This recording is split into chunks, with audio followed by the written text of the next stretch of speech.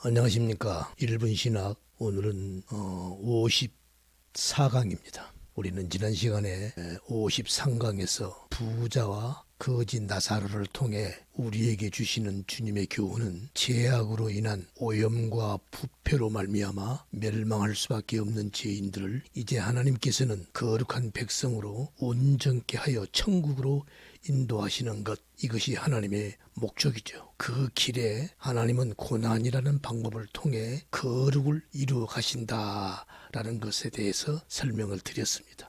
그래서 이 진리를 깨달은 성도는 이 땅에서 자신에게 닥쳐오는 그 어떤 환난이나 고난도 오히려 기뻐하게 되는 것에 대하여 설명을 드렸습니다. 그럼 오늘은 본문 말씀을 통해서 그동안 여러 번 언급한 하나님의 은혜, 그 은혜에 대한 올바른 정의를 한번 정리를 해보려고 합니다. 오늘 본문의 말씀은 요한복음 1장 14절에서 17절까지의 말씀입니다. 제가 한번 읽겠습니다. 말씀이 육신이 되어 우리 가운데 거하심에 우리가 그 영광을 보니 아버지의 독생자의 영광이요 은혜와 진리가 충만하더라. 요한이 그에 대하여 증거하여 애쳐 가로되 내가 전에 말하기를 내 뒤에 오시는 이가 나보다 앞선 것은 나보다 먼저 계심이라 한 것이 이 사람을 가리킴이라 하니라. 우리가 다 그의 충만한 데서 받으니 은혜 위에 은혜라라.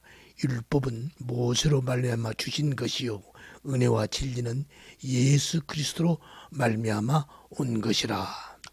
그래서 우리는 그동안 몇 해에 걸쳐서 구원은 오직 은혜와 진리가 충만하신 우리 주 예수 그리스도로 말미암아 우리에게 주어지는 것이며, 여기에 우리 인간의 어떠한 행위나 노고도 결코 기여할 수 없음에 대해서도 누누이 말씀을 드렸습니다.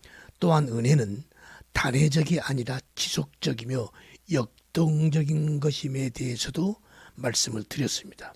그래서 루이스 폴콕 같은 신학자는요, 은혜를 이렇게 설명을 합니다. 은혜란 신자를 다스리는 하나님의 통치 방법이다.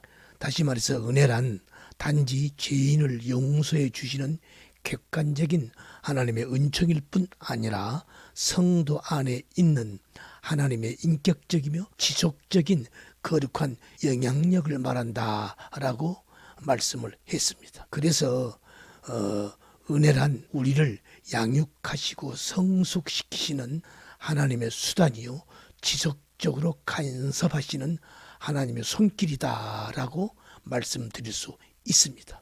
그래서 우리는 이 은혜를 올바르게 정의하기 위해서는요, 먼저 구원의 세 시제가 있죠. 과거 시제, 현재, 미래 시제를 먼저 정확하게 이해를 해야 합니다. 왜냐하면 구원은 소명에서부터 중생, 회심, 칭의, 성화, 영화에 이르기까지 전 과정을 말하는 것이기 때문에 그렇습니다.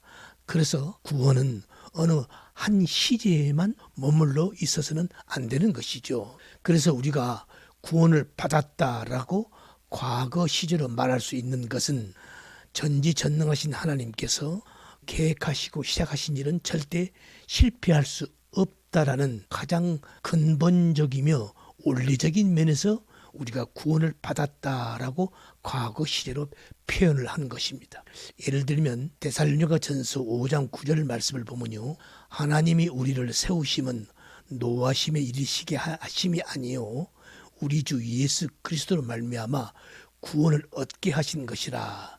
여기서 그 세우심은 이 테토, 헬라어 원문은 에테토인데요, 이건 티데미 세우다의 직설법 과거입니다. 그래서 우리말로는 구원을 얻게 하신 것이다라고 번역을 했습니다. 그리고 구원을 지금 현재 받고 있다, 지금 내가 구원을 받았다라고 현재 시제로 말할 수 있는 것은요, 때가 되면 이 제약된 육신을 우리가 벗고 이제 하나님께서 우리를 위해 준비해 두신 그 거룩한 몸, 그 새 몸을 입고 천국에 입성하는 그날 완성되는 것이므로, 그래서 우리는 지금 구원을 받고 있다. 그래서 우리말로는 받았다라고 현재형으로 표현을 하고 있는 것입니다. 이런 표현은 많이 있죠.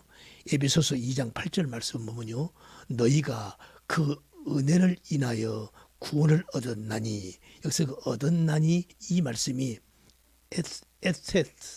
에세테입니다. 세테. 이것은 에이미의 직설법 현재입니다. 그것을 우리말로 구원을 얻었다라고, 이거 현재형입니다. 그래서 영어 성경을 보면은 현재 완료형을 썼어요. have been saved, 이렇게 현재형으로 표현을 하는 것입니다. 왜 그런가요? 하나님이 시작하신 일은 반드시 완성될 것이기 때문에 현재 시제로 말을 하는 것입니다.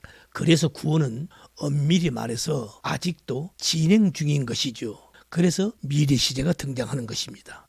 빌립보서 2장 12절 말씀을 보면요, 그러므로 나의 사랑하는 자들아, 너희가 나 있을 때뿐 아니라 더욱 지금 나 없을 때에도 항상 복종하여 두렵고 떨림으로 너희 구원을 이루라, 이렇게 미래형으로 말씀을 한 것입니다. 그래서 은혜는 소명에서 붙어서 칭의, 성화, 영화의 단계까지 지속적으로 영향을 미치게 되는 것입니다.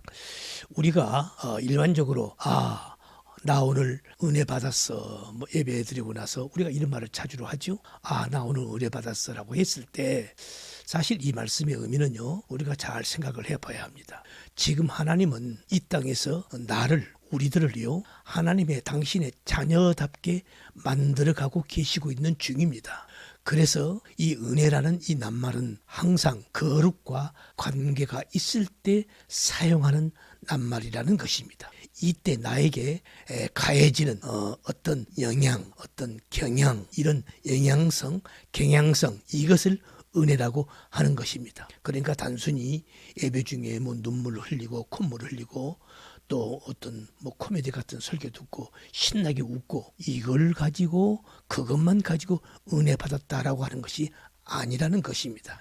그래서 은혜는 항상 거룩과 관계가 있다는 것입니다. 이것을 우리가 꼭 기억을 해야 할 것입니다. 그래서 하나님의 은혜로 예수 그리스도를 영접한 자들은요, 그때부터서 그 자신의 삶 속에 성화가 시작됩니다. 그렇기 때문에 지금까지 죄와 사망이 지배하던 자신의 삶을 이제 은혜의 생명의 성령의 법이 다스리게 되는 것입니다. 그걸 우리는 성화라고 그러죠. 로마서 8장 2절 말씀을 보면요, 이는 그리스도 예수 안에 있는 생명의 성령의 법이 죄와 사망의 법에서 너를 해방하였음이라, 이렇게 사도 바울은 증거하고 있습니다.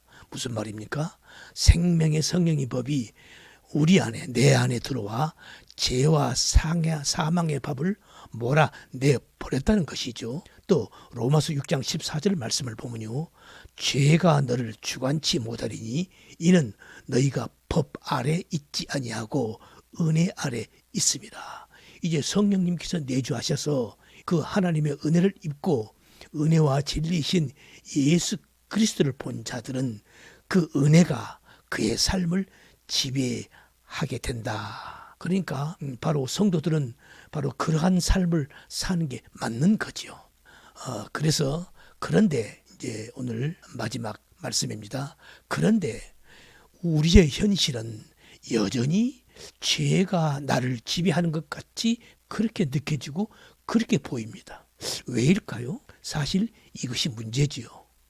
분명 하나님께서는, 성경은 우리들에게 하나님의 은혜로 예수 그리스도를 영접한 자들에게는 하나님의 자녀가 되는 권세를 주셨다고 말씀하셨고, 또 방금 말씀드린 바와 같이 하나님의 자녀들에겐 죄가 그의 삶을 주관치 못하고 생명의 성령의 법이 그의 삶을 주관한다고 이렇게 분명하고 말씀하고 있는데도 왜 성도는 여전히 죄의 지배 아래 허덕이고 있는 것 같은 느낌을 받고 있는 것일까? 그 이유가 뭘까? 이에 대한 설명은 다음 주에 말씀을 드리려고 합니다. 오늘은 여기까지 하겠습니다. 수고하셨습니다. 감사합니다.